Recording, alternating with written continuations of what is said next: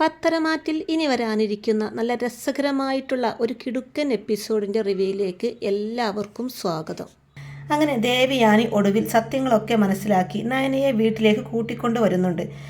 എന്നാൽ ഇതൊന്നും കണ്ട് നിൽക്കുന്ന അനാമികക്ക് ഒട്ടും തന്നെ സഹിക്കാൻ പറ്റുന്നില്ല കേട്ടോ. നയന വന്നപ്പോൾ മുതൽ നവ്യ നല്ല രീതിയിൽ തന്നെ നയനയെ നോക്കുന്നുണ്ട്. നവ്യയാണെങ്കിൽ നയനയ്ക്ക് കഞ്ഞി കൊടുത്തുകൊണ്ടിരിക്കുകയാണ്. ആ സമയത്ത് അനാമിക അങ്ങോട്ടേക്ക് ഇടിച്ചു കയറി ദേഷ്യപ്പെട്ട് ചെല്ലുന്നുണ്ട്. ഹോ, ചേച്ചിയും അനിയത്തിയും പഴയ പോലെ ഒന്നായല്ലോ. ഞാൻ കരുതി ഇവളിനി ഈ വീട്ടിലോട്ട് തിരിച്ചു വരില്ലെന്ന്. അപ്പോൾ നവ്യ പറയുന്നുണ്ട്, അങ്ങനെ നിന്നോടിവിടെ ആരെങ്കിലും പറഞ്ഞോ? അതിനിടയ്ക്ക് നയന കയറി പറയുന്നുണ്ട്, ചേച്ചി വേണ്ട, നീ മിണ്ടാതിരി നയനെ. ഇവൾ ഇങ്ങനെയൊക്കെ പറയുമ്പോൾ അതും കേട്ടുകൊണ്ട് നിൽക്കണോ? എടി, ഇതിപ്പോൾ പഴയ നയനയല്ല, അമ്മായിമ്മ അംഗീകരിച്ച നയനയാ. അതായത് നിന്നേക്കാൾ പ്രാധാന്യം നയനയ്ക്ക് ഇപ്പോൾ ഈ വീട്ടിലുണ്ടെന്ന് അർത്ഥം എന്ന് നവ്യ പറയുമ്പോൾ, ആര് പറഞ്ഞു വല്യമ്മ ഇവളെ അംഗീകരിച്ചിട്ടുണ്ടെന്ന്? വല്യമ്മയുടെ മനസ്സിൽ കൃത്യമായൊരു പ്ലാൻ ഉണ്ട്. അത് നടത്തിയെടുക്കാൻ വേണ്ടി ഇവളെ കരുവാക്കുവാണ്. അതൊന്നും അറിയാത്ത നിങ്ങൾ മണ്ടന്മാരി എന്ന് പറയുന്നുണ്ട് അനാമിക. അപ്പോൾ നവ്യ പറയും, അങ്ങനെ കരുതുന്ന നീ ഒരു വിഡ്ഢിയാണെന്ന് എനിക്ക് പറയാൻ പറ്റൂ. എടി, വിഡ്ഢി എൻ്റെ അല്ല, വിഡ്ഢി നീ തന്നെ.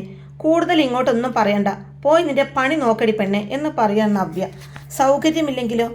നിനക്ക് വേണമെങ്കിൽ മാറി നിന്നോ, എനിക്ക് ഈ വീട്ടിൽ അവകാശമുണ്ട്. അതുകൊണ്ട് ഞാൻ ഈ വീട്ടിൽ എവിടെ വേണമെങ്കിലും നിൽക്കും.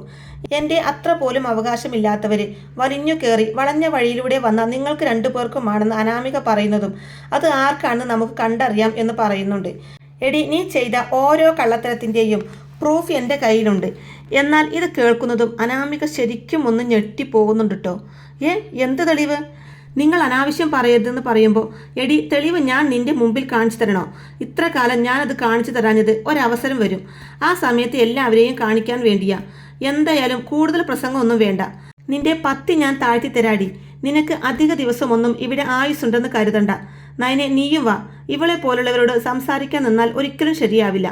ഇതും പറഞ്ഞ് നയനയെ പതുക്കെ ഇങ്ങനെ പിടിച്ചു കൊണ്ടുപോകുന്നുണ്ട് നവ്യ. ആ സമയത്ത് അനാമിക പറയുന്നുണ്ട്, ഈശ്വര, ഇവളുടെ അടുത്ത് എന്ത് പ്രൂഫാ ഉള്ളത്? അയ്യോ, ഞാനന്ന് അമ്മക്ക് സ്വർണം കൊടുക്കുന്നതെങ്ങാനും ഇവൾ ഫോണിൽ പകർത്തിയോ? അയ്യോ, ഒന്നും അറിയുന്നില്ലല്ലോ എന്ന് പറഞ്ഞ് പേടിയോടെ നിൽക്കുന്നുണ്ട് അനാമിക. അങ്ങനെ നവ്യ നയനയെ കൊണ്ടുപോയിട്ട് ടേബിളിന് അടുത്ത് ഇരുത്തുന്നുണ്ട് കേട്ടോ. അവിടുന്ന് കഞ്ഞി കോരി കൊടുക്കുന്നുണ്ട്. ആ സമയത്ത് ദേവയാനി പുഞ്ചിരിച്ചു കൊണ്ട് അങ്ങോട്ടേക്ക് വരുന്നുണ്ട്. മോളെ, നയന മോളെ. അപ്പോൾ നയന പറയുന്നുണ്ട്, അയ്യോ അമ്മ എന്തിനാ ഇപ്പോൾ എഴുന്നേറ്റ് നടക്കുന്നതെന്ന് ചോദിക്കുമ്പോൾ, ഏയ് അതൊന്നും കുഴപ്പമില്ല മോളെ, എനിക്കിപ്പോൾ ഒരു കുഴപ്പവുമില്ല. നീ എന്തെങ്കിലും കഴിച്ചോ എന്നറിയാൻ വേണ്ടി വന്നതാ ഞാൻ. നവ്യ എന്താ നയനമോൾക്ക് കൊടുക്കുന്നത്? അത് കഞ്ഞിയ അമ്മായി. അമ്മായിക്ക് എന്തെങ്കിലും എടുക്കണമെന്ന് ചോദിക്കുമ്പോൾ, അയ്യോ ഇപ്പോൾ ഒന്നും വേണ്ട, കുറച്ച് മുന്നേ അനാമിക മോൾ ജ്യൂസ് കൊണ്ടു തന്നതേ ഉള്ളൂ. അപ്പോൾ നവ്യ പറയുന്നുണ്ട്, അവളുടെ ജ്യൂസ് കുടിക്കുമ്പോൾ അമ്മായി അതൊന്ന് ശ്രദ്ധിക്കുന്നത് നല്ലതാ. എന്താ നവ്യേ, എന്താ നീ അങ്ങനെ പറഞ്ഞതെന്ന് ചോദിക്കുമ്പോൾ, ഏയ് ഒന്നുമില്ല അമ്മായി, ഞാനൊന്ന് പറഞ്ഞതാ ശ്രദ്ധിക്കാൻ. അങ്ങനെയൊന്നുമില്ല നവ്യേ, ഇനി നീ പറഞ്ഞത് കേട്ടുകൊണ്ട് അനാമിക മോൾ ഇങ്ങോട്ടേക്ക് വരണ്ട. അപ്പോൾ നവ്യ പറയുന്നുണ്ട്, ഞാനൊന്നും പറയുന്നില്ല അമ്മായി, ഇനി അതിൻ്റെ പേരിൽ വെറുതെ പ്രശ്നം ഉണ്ടാവണ്ടെന്ന് പറയും. ഇനി നവ്യ എഴുന്നേൽക്ക്, ബാക്കി കഞ്ഞി ഞാൻ നയനമോൾക്ക് കൊടുത്തോളാം. അയ്യോ അമ്മായി, അതിൻ്റെ ആവശ്യമൊന്നുമില്ല, അമ്മായിക്ക് റെസ്റ്റ് പറഞ്ഞിരിക്കുമല്ലേ എന്ന് പറയുമ്പോൾ, അതിനെന്താ, ഞാൻ നയനമോളോട് ചെയ്തത് വെച്ച് ഓർക്കുമ്പോൾ ഈ കഞ്ഞി കൊടുക്കുന്നൊന്നും അതിൻ്റെ ഒരു ഭാഗത്ത് പോലും എത്തില്ല. അത്രയും പാപം എൻ്റെ മോളോട് ഞാൻ ചെയ്തിട്ടുണ്ട്. ആ കഞ്ഞിങ്ങത്താ. അപ്പോൾ നയന പറയും, അമ്മേ വേണ്ടമ്മേ, ഇതിപ്പോൾ എനിക്ക് കുടിക്കാവുന്നതേ ഉള്ളൂ. ചേച്ചി പറഞ്ഞത് കേൾക്കാഞ്ഞിട്ടാ. ഗർഭിണിയാണെന്നുള്ള ഒരു ബോധവും ചേച്ചിക്കിപ്പോൾ ഇല്ല. ഞാനിവിടെ വന്നത് മുതൽ എന്നെ നോക്കണം എന്നുള്ള ഒരേ ഒരു വിചാരം മാത്രമേ ഉള്ളൂ എന്ന് പറയുന്നുണ്ട് നയന. ഇപ്പോൾ നവ്യമോൾ പഴയ പോലെ ഒന്നുമല്ല, ഒരുപാട് മാറി. അതേ അമ്മായി, ആദ്യമൊന്നും എനിക്ക് ഇവളുടെ സ്നേഹമൊന്നും തിരിച്ചറിയാൻ പറ്റിയിട്ടില്ല. എന്നാൽ ഇപ്പം അങ്ങനെയല്ല, ഞങ്ങൾക്ക് വേണ്ടി ഒരുപാട് കഷ്ടപ്പെട്ടതാ നയന. അപ്പോൾ ദേവയാനി പറയുന്നുണ്ട്, മോളെ, ഈ അമ്മയോട് മോള് ക്ഷമിക്കില്ലേ? അമ്മേ, ഞാൻ പറഞ്ഞതല്ലേ എനിക്കിതൊന്നും ഒരു വിഷയമല്ലെന്ന്. അമ്മ എന്നെ സ്നേഹിച്ചാൽ മാത്രം മതി. അതല്ലാതെ ഞാൻ അമ്മയിൽ നിന്നും മറ്റൊന്നും പ്രതീക്ഷിക്കുന്നില്ല. എന്തായാലും ദേവയാനി നയനക്ക് കഞ്ഞി വാരി കൊടുക്കുന്നുണ്ട് കേട്ടോ. അത് കണ്ടുകൊണ്ട് ജലജ അങ്ങോട്ടേക്ക് വരുന്നുണ്ട്. ഏട്ടത്തി, എന്താ ഏട്ടത്തി ഞാനിപ്പോൾ ഈ കാണുന്നത്? ഇവൾക്ക് എന്തിനാ ഏട്ടത്തി കഞ്ഞി കോരി കൊടുക്കുന്നതെന്ന് ചോദിക്കുമ്പോൾ, അതിനെന്താ കുഴപ്പം? നയനമോൾക്ക് വയ്യാതിരിക്കല്ലേ, അതുകൊണ്ടല്ലേ ഞാൻ നയനമോൾക്ക് കഞ്ഞി കോരി കൊടുക്കുന്നതെന്ന് പറയുന്നുണ്ട് ദേവയാനി. ഏട്ടത്തി, ഇതെന്താ സ്വപ്നം വലുതുമാണോ? അതും പറഞ്ഞ് ജലജ ദേഹത്ത് നുള്ളി നോക്കുന്നുണ്ട് കേട്ടോ. അയ്യോ, ഇതൊന്നും സ്വപ്നമല്ലല്ലോ, എന്തൊക്കെയാ ജലജ നീ പറയുന്നത് ദേവയാൻ ചോദിക്കുമ്പോൾ, അല്ല ഏട്ടത്തി എന്തിനാ ഇപ്പോൾ ഇവൾക്ക് കഞ്ഞി കോരി കൊടുക്കുന്നതെന്ന് വീണ്ടും ചോദിക്കുന്നുണ്ട് ജലജ. അതെന്താ, നയനമോളി എൻ്റെ മരുമകളല്ലേ, അവൾക്ക് ഞാൻ കഞ്ഞി കോരി കൊടുത്തു എന്ന് കരുതി എന്താ കുഴപ്പം? ആ നയനമോളോ? ആ നയനമോൾ തന്നെ. ഏട്ടത്തി ഇവൾ ഈ വീട്ടിലേക്ക് കയറി വന്നത് എങ്ങനെയാണെന്ന് ഏട്ടത്തിക്ക് അറിയില്ലേന്ന് ചോദിക്കുമ്പോൾ അതൊക്കെ എനിക്കറിയാം. ഒരു പ്രത്യേക സാഹചര്യത്തിൽ എൻ്റെ മരുമകൾക്ക് ഈ വീട്ടിലേക്ക് കയറേണ്ടി വന്നു. എന്നാൽ അന്ന് അങ്ങനെയൊക്കെ ആയത് എൻ്റെയും എൻ്റെ മകൻ്റെയും ഒക്കെ നല്ലതിന് വേണ്ടിയിട്ട് തന്നെയാണ്. ഇപ്പോൾ ഞാനും എൻ്റെ മകനും ഒക്കെ അത് തിരിച്ചറിഞ്ഞു. ഏട്ടത്തിക്ക് എന്താ വട്ടായോ? ജലജ, നീ നിന്റെ പണി നോക്കി പോയെന്ന് പറയുമ്പോൾ ഏട്ടത്തി ഹോസ്പിറ്റലിൽ വന്നു കഴിഞ്ഞാൽ ഉടനെ തന്നെ ഇവളുമാരെ പുറത്താക്കണമെന്ന് പറഞ്ഞതല്ലേ? അന്ന് അങ്ങനെയൊക്കെ പറഞ്ഞു പോയി. അതൊക്കെ എൻ്റെ തെറ്റായ ചിന്താഗതിയാണെന്ന് ഇപ്പോഴാണ് ഞാൻ തിരിച്ചറിഞ്ഞത്. അതിനൊക്കെ ഞാൻ എത്ര പ്രായശ്ചിത്തം ചെയ്താലും മതിയാകില്ല. അപ്പോൾ ജലജ മനസ്സിലിങ്ങനെ കരുതുന്നുണ്ട്, ഈശ്വര, എന്തൊക്കെയാണ് ഞാൻ ഈ കാണുന്നതും കേൾക്കുന്നതും? ഈ പെരുങ്കള്ളി നായന ഏട്ടത്തിയെയും വളച്ചൊടുക്കി കുപ്പിയിലാക്കി വെച്ചേക്കുവാണോ? അപ്പോൾ ദേവയാനി പറയുന്നുണ്ട്, ജലജെ, ഒരു കാര്യത്തിൽ നിന്നോട് എനിക്ക് നന്ദി പറയാനുണ്ട്. മോളെ ഇങ്ങോട്ട് കൈ പിടിച്ച് കയറ്റിയത് നീയല്ലേ? അതിന് എനിക്ക് നിന്നോട് ഒരുപാട് നന്ദിയുണ്ട്. അപ്പോൾ ജലജ നയനയോട് ചോദിക്കുന്നുണ്ട്, എടി, നീയൊക്കെ കൂടെ ഏട്ടത്തിയെ എന്ത് പറഞ്ഞാൽ ബ്രെയിൻ വാഷ് ചെയ്ത് വെച്ചിരിക്കുന്നത്? അപ്പോൾ നവ്യ പറയുന്നുണ്ട്, എന്ത് ബ്രെയിൻ വാഷ് ചെയ്ത് വെച്ചെന്നോ? എടി, നീ കൂടുതൽ സംസാരിക്കൊന്നും വേണ്ട. എല്ലാവരും എല്ലാ കാലവും എപ്പോഴും നിന്റെ കൂടെ ഉണ്ടായിക്കൊള്ളണമെന്നില്ല. നിന്റെ അമ്മായിയമ്മ ഒന്നുമല്ലല്ലോ അംഗീകരിച്ചത്. ഇവളുടെ അമ്മായിയമ്മയാണ് അംഗീകരിച്ചത്. അതിന് നീ ഇങ്ങനെ കയറ് പൊട്ടിക്കേണ്ട ആവശ്യമൊന്നുമില്ല. അപ്പോൾ ദേവയാനി പറയുന്നുണ്ട്, ജലജെ, നവ്യ ഒരു ഗർഭിണിയാണ്. നവ്യയുടെ മുന്നിൽ വെച്ച് ഇത്തരം സംസാരങ്ങളൊന്നും വേണ്ട. അത് പിന്നെ ഏട്ടത്തി, ഇവൾ ഇങ്ങനെയൊക്കെ പറഞ്ഞപ്പോൾ എന്ത് പറഞ്ഞപ്പോൾ? നവ്യ വേണ്ടിയത് തന്നെയല്ലേ പറഞ്ഞത്? ഞാൻ നയനമോളെ മനസ്സിലാക്കാൻ സമയമെടുത്തു. ഇപ്പോൾ നയനമോളി എൻ്റെ ജീവനാ. ഇനി ഒരിക്കലും എന്നിൽ നിന്നും നയനമോളെ പറിച്ചെടുക്കാൻ ആർക്കും കഴിയില്ല. എന്നാൽ ഈ ഒരു വാക്ക് കേട്ടുകൊണ്ടാണ് കേട്ടോ അനാമിക അങ്ങോട്ടേക്ക് വരുന്നത്. അപ്പോൾ അനാമിക സ്വയം മനസ്സിലിങ്ങനെ കരുതുന്നുണ്ട്, ഞാനിപ്പോൾ എന്താ കേട്ടത്? വല്യമ്മ ഇവളെ അംഗീകരിച്ചോ? അപ്പോൾ ദേവയാനി പറയുന്നുണ്ട്, ജൽജെ, നിന്റെ സ്വഭാവം ഇന്നു മുതൽ മാറ്റിക്കോണം. ഇതാണ് നിന്റെ യഥാർത്ഥ മരുമകൾ. ഈ മരുമകളെ ഒഴിവാക്കി ഇനി ആ സ്ഥാനത്ത് മറ്റു മരുമകളെ പ്രതിഷ്ഠിക്കാമെന്ന് നീ കരുതണ്ട. അഭിയുടെ ഭാര്യ മാത്രമല്ല ഇന്നിവള്, അഭിയുടെ കുഞ്ഞിൻ്റെ അമ്മയും കൂടിയാ. ആ ബോധം എപ്പോഴും ജലജയുടെ മനസ്സിലുണ്ടായിക്കോട്ടെ എന്ന് പറയുന്നുണ്ട്. തുടർന്ന് നയനമോളോട് പറയുന്നുണ്ട്, മോൾ എൻ്റെ റൂമിലോട്ട് വാ, എനിക്ക് മോളോട് കുറച്ച് സംസാരിക്കാനുണ്ടെന്നും പറഞ്ഞിട്ട് ദേവയാനി അവിടെ നിന്നും പോകുന്നുണ്ട് കേട്ടോ. പിന്നെ കാണിക്കുന്നത് മുത്തശ്ശൻ്റെയും മുത്തശ്ശിയുടെയും മുറിയാണ് കേട്ടോ. അപ്പം മുത്തശ്ശി പറയും, ഒരുപാട് നാളുകൾക്ക് ശേഷം ഇപ്പോഴാണ് ഞാൻ ഇദ്ദേഹത്തിൻ്റെ മുഖത്ത് ഇതുപോലൊരു പുഞ്ചിരി കാണുന്നതെന്ന് പറയുമ്പോൾ, വസുന്ധരെ, ഇപ്പോൾ എനിക്ക് ലോകം പിടിച്ചടക്കിയ സന്തോഷാടോ. നയനമോളെ എല്ലാ സത്യങ്ങളും തിരിച്ചറിഞ്ഞ് ദേവയാനി തിരികെ കൊണ്ടുവന്നു. ദേവയാനി നയനമോളെ സ്നേഹിച്ചു തുടങ്ങിയപ്പോൾ എന്താണെന്നറിയില്ല, ഈ ലോകം പിടിച്ചടക്കിയ സന്തോഷം പോലെ. ഇനി എനിക്കൊന്നും വേണ്ടടോ വസുന്ധരെ എന്നൊക്കെ മുത്തശ്ശൻ പറയുമ്പോൾ, അങ്ങനെയൊന്നും ഇദ്ദേഹം പറയല്ലേ. എടോ വസുന്ധരെ, നമ്മൾ ആഗ്രഹിച്ചത് ഇത് തന്നെ അല്ലായിരുന്നോടോ എന്ന് ചോദിക്കുമ്പോൾ, അതെ, നയനമോളുടെ കാര്യത്തിൽ സമാധാനമായി. പക്ഷേ നവ്യമോളുടെ അവസ്ഥ അങ്ങനെയാണോ? അതുമാത്രമല്ല, അനിയുടെ ഭാര്യയായി കയറി വന്ന അനാമിക മോളുടെ അവസ്ഥ, അതും ഏത് നിമിഷവും അവരുടെ ബന്ധത്തിന് കോട്ടം തട്ടുന്ന രീതിയിലാണ്. അനിയുടെ കാര്യം നമുക്ക് എന്തെങ്കിലും ചെയ്യാമെന്ന് വെക്കാം. പക്ഷേ നവ്യമോളുടെ അവസ്ഥ അങ്ങനെയല്ല. ആ ജൽജിയുടെയും അബിയുടെയും സ്വഭാവമൊന്നും ഒരു കാലത്തും മാറാൻ പോകുന്നില്ല. അങ്ങനെയൊക്കെ മുത്തശ്ശി പറയുമ്പോൾ അതിലും ഒരു മാറ്റം വരുമിടോ വസുന്ധരെ. കാലങ്ങൾ എടുത്തിട്ടാണെങ്കിലും അതിനൊരു മാറ്റം വരും. അവർക്കൊക്കെ ദൈവം വേണ്ട രീതിയിൽ ശിക്ഷ കൊടുക്കും. അപ്പോൾ അതൊക്കെ കണ്ടു പഠിച്ചോളും. വാർദ്ധക്യത്തിൽ നോക്കാൻ ഇവരൊക്കെ തന്നെ ഉണ്ടാവത്തുള്ളൂ. ആ ബോധം ജലജയിൽ ഉണ്ടാക്കിയെടുക്കണം. അതാണ് ആദ്യം വേണ്ടത് എന്ന് പറയുന്നുണ്ട് മുത്തശ്ശൻ. പിന്നെ അതൊക്കെ കഴിഞ്ഞിട്ട് കാണിക്കുന്നത് ദേവയാനിയും നാനിയും റൂമിലിരുന്ന് സംസാരിക്കുന്നതാണ് കേട്ടോ. മോളെ, ഇത് ഞാൻ എനിക്ക് കരൾ തന്ന കുട്ടിക്ക് കൊടുക്കാൻ വേണ്ടി വെച്ചതാ. ഒരിക്കലും ഞാൻ പ്രതീക്ഷിച്ചതല്ല എൻ്റെ നയനമോളായിരിക്കും എനിക്ക് കരൾ തന്ന് സഹായിച്ചത് എന്ന്. എന്നാൽ ആ കുട്ടിക്ക് കൊടുക്കാൻ വെച്ചത് ഇപ്പോൾ ഞാൻ എൻ്റെ മരുമകൾക്ക് തരുക. കാരണം എൻ്റെ മരുമകളാണല്ലോ എന്നെ രക്ഷിച്ചത്. ഒരിക്കലും ഈ ഉപകാരം ഞാൻ മറക്കില്ല. ഇനി എൻ്റെ മോളെ മരുമകളായിട്ടല്ല, സ്വന്തം മകളായിട്ട് തന്നെ ഞാൻ കാണും.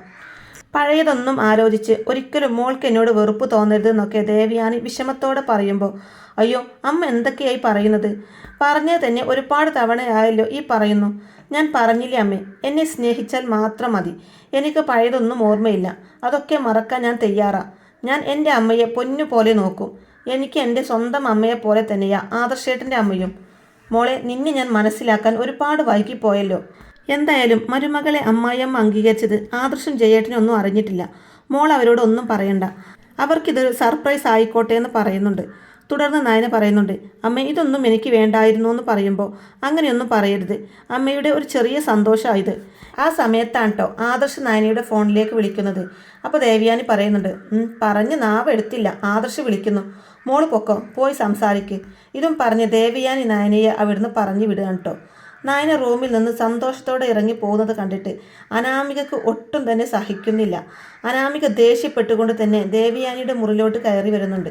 കരഞ്ഞുകൊണ്ട് വല്യമ്മയെന്ന് വിളിച്ചുകൊണ്ടാണ് കേട്ടോ ദേവയാനിയുടെ മുമ്പിലോട്ട് കയറി വരുന്നത്. ഇപ്പം എന്നെ വല്യമ്മയ്ക്ക് വേണ്ടല്ലേ എന്ന് ചോദിക്കുമ്പോൾ, അയ്യോ എന്തിനാ മോള് കരയുന്നത്? എനിക്കറിയാം ഇപ്പോൾ എന്നെ വേണ്ട. ഇപ്പോൾ നയനയെ മാത്രം മതി വല്യമ്മക്ക്. എത്രയൊക്കെ സഹായം ചെയ്തു തന്നിട്ടും അവളോട് ആ വല്യമ്മയ്ക്ക് ഇഷ്ടം. അവൾ വല്യമ്മയെ വല്ലാതെ സ്വാധീനിച്ചു അല്ലേ എന്ന് പറയുമ്പോൾ, അയ്യോ അങ്ങനെയൊന്നും അല്ല മോളെ, ഞാൻ മോളോട് എല്ലാം പറയണമെന്ന് കരുതിയിരിക്കുകയായിരുന്നു എന്ന് പറയുമ്പോൾ, എന്ത് പറയാനാ? ഇനി എന്ത് പറഞ്ഞാലും എനിക്ക് മനസ്സിലാവില്ല. വല്യമ്മ അവളെ സ്നേഹിക്കാൻ തുടങ്ങിയില്ലേ? അയ്യോ മോളെ, അതിനൊരു കാരണമുണ്ട്. എന്ത് കാരണം? എന്തായാലും എനിക്കതറിയണ്ട. ദേ അവളീ മുറിയിൽ നിന്ന് ഇറങ്ങി പോകുമ്പോൾ തന്നെ എന്നെ ചീത്ത വിളിച്ചിട്ടാ പോയത്. ഏത് സമയവും അവൾക്ക് എന്നെ ഇവിടുന്ന് പുറത്താക്കണം എന്ന ചിന്തയാ. ആ ആണും പെണ്ണും കേട്ട മൊട്ടച്ചിയെ ഇങ്ങോട്ട് കയറ്റാൻ വേണ്ടിയിട്ട്. മോളെ അങ്ങനെയൊന്നും പറയാതെ. നയനമോൾ ഒരിക്കലും അങ്ങനെയൊന്നും ചെയ്യത്തില്ല. നയനമോളെക്കുറിച്ച് മോൾ തെറ്റായ രീതിയിലാണ് ചിന്തിച്ചു വെച്ചിരിക്കുന്നത്. അല്ല വല്യമ്മേ, അവൾ അതും അതിനപ്പുറവും ചെയ്യും. എന്നാൽ ഇത് കേൾക്കുമ്പോൾ തന്നെ ദേവയാനിക്ക് ദേഷ്യം വരുന്നുണ്ട് കേട്ടോ. അപ്പോൾ ദേവയാൻ ചോദിക്കുന്നുണ്ട്, അല്ല നിനക്കിപ്പോൾ എന്താ പ്രശ്നം? ഞാൻ നയനയെ സ്നേഹിക്കാൻ പാടില്ലേ? നയന എൻ്റെ മരുമകളല്ലേ എന്ന് ചോദിക്കുമ്പോൾ, വല്യമ്മക്ക് ഇങ്ങനെയൊന്നും ആയിരുന്നില്ലല്ലോ. ആദ്യം ഞാൻ എൻ്റെ മരുമകളെ തിരിച്ചറിഞ്ഞില്ല. എന്നാൽ ഇപ്പോൾ ഞാൻ എൻ്റെ മരുമകളെ മനസ്സിലാക്കി. അനാമിക മോൾക്ക് നയനയെക്കുറിച്ച് അറിയാനിട്ടാ. ഒന്നും പറഞ്ഞിട്ട് കാര്യമില്ല. ഞങ്ങൾ പറഞ്ഞു തരുന്നത് തന്നെയല്ലേ മോള് പഠിക്കുന്നത്. അതിൻ്റേതായ നീരസമൊക്കെ മോൾക്ക് നയനയോട് കാണും. അതൊക്കെ പതിയെ മാറിക്കോളെന്ന് പറയുന്നുണ്ട് ദേവയാനി. എന്തൊക്കെയാ വല്യമ്മ ഈ പറയുന്നത്? അവളെ വല്യമ്മ സ്നേഹിക്കരുത്. അവളൊരു വൃത്തികെട്ട പെണ്ണ. അവളുടെ അമ്മ ഒരു വൃത്തികെട്ട സ്ത്രീയും. വല്യമ്മക്ക് അറിയില്ലേ, അവൾക്ക് ഇങ്ങോട്ട് കയറിക്കൂടണം എന്നുള്ള ഒരൊറ്റ വിചാരം മാത്രമേ ഉള്ളൂ. അതിനു വേണ്ടിയിട്ട് അവൾ വളഞ്ഞ വഴിയിലൂടെ ഇങ്ങോട്ട് വന്നത്. അവളുടെ ചേച്ചിയെയും ഇങ്ങോട്ട് കയറ്റിയത്. അതുകൊണ്ടാണ് ഞാൻ പറഞ്ഞത് അവളൊരു വൃത്തികെട്ട സ്ത്രീയാണെന്ന്. ദേ അനാമിക, വാക്കുകൾ സൂക്ഷിച്ചുപയോഗിക്കണം. നിന്റെ ഏട്ടത്തിയാണ് നയന. വല്യമ്മേ, ഞാൻ ഒന്നും പറയണ്ട. ഇന്നത്തോടെ നിർത്തിക്കോണം. ഇനി നയനയെക്കുറിച്ച് ഇങ്ങനെയൊന്നും പറയരുത്. നയന അങ്ങനെ ഒരു കുട്ടിയല്ല. നയന നല്ല കുട്ടിയാ. മോള് നയനമോളെ കണ്ടു വേണം പഠിക്കാൻ. കേട്ടല്ലോ? കേട്ടു. എന്തായാലും എനിക്ക് സന്തോഷമായി. വല്യമ്മ അവളുടെ കൂടെയാണല്ലോ അല്ലേ? ഇനി ഞാൻ എന്തിനാ ഇവിടെ നിൽക്കുന്നത്? ഇതും പറഞ്ഞ് ദേഷ്യത്തോടെ അനാമിക പുറത്തേക്ക് പോവാണ് കേട്ടോ. എന്നിട്ട് മുറിയിൽ പോയി രേവതിക്ക് ഫോൺ ചെയ്യാണ്. രേവതി ആ ഫോൺ കണ്ടപ്പോൾ തന്നെ എടുക്കുന്നുണ്ട് കേട്ടോ. ഹലോ മോളെ, എന്തൊക്കെയുണ്ട് വിശേഷം? ഒന്നും പറയണ്ട.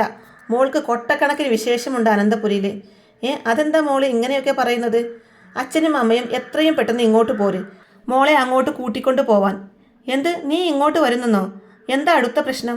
അമ്മേ, ഇവിടെ ആ നയനയെ അംഗീകരിക്കാത്ത എൻ്റെ വല്യമ്മയില്ലേ, ആ നയനയെ അംഗീകരിച്ചു. ഇനി എന്തിനാ അമ്മേ ഞാൻ ഇവിടെ നിൽക്കുന്നത്? എന്നേക്കാൾ അധികാരം ഇപ്പോൾ അവൾക്കാ. അവളെന്തോ അസുഖം നടിച്ച് വല്യമ്മയെ കുപ്പിയിലാക്കി വെച്ചേക്കുക എന്നൊക്കെ അനാമിക പറയുമ്പോൾ, ആഹാ അങ്ങനെയാണോ? അവർ നിന്നെയായിരുന്നല്ലോ തലയിലെടുത്ത് വെച്ചിരുന്നത്. ഇപ്പോൾ നിന്നെ വേണ്ടേ? അമ്മേ, അവർ എനിക്കിപ്പോൾ പുല്ല് വില പോലും തരുന്നില്ല. അവളെപ്പറ്റി ഞാൻ വേണ്ടാത്തത് പറഞ്ഞതിന് വല്യമ്മ എന്നെ അടിച്ചില്ലെന്നേയുള്ളൂ. ബാക്കി പറയേണ്ടതൊക്കെ പറഞ്ഞു. എനിക്ക് വല്ലാതെ ഹേർട്ടായി. അയ്യോ, എൻ്റെ മോളെ അവിടെ ഇട്ട് എല്ലാവരും കൊല്ലാകൊല ചെയ്യാണല്ലോ. ഇത് ചോദിക്കണം അമ്മേ. അവൾ എല്ലാവരെയും ഇങ്ങനെ കുപ്പിയിലാക്കി കഴിഞ്ഞാൽ നമ്മളൊക്കെ പിന്നെ വെറും വേസ്റ്റാന്ന് അനാമിക പറയുമ്പോൾ, ദേവയാനി മോളോട് അങ്ങനെ ചെയ്തെങ്കിൽ അത് ചോദിക്കുക തന്നെ വേണം. ഞാനും അച്ഛനും കൂടി ഇപ്പോൾ തന്നെ അങ്ങോട്ടേക്ക് എത്താം എന്ന് രേവതി പറയുമ്പോൾ, ശരി അമ്മയെന്ന് പറയുന്നുണ്ട് അനാമിക.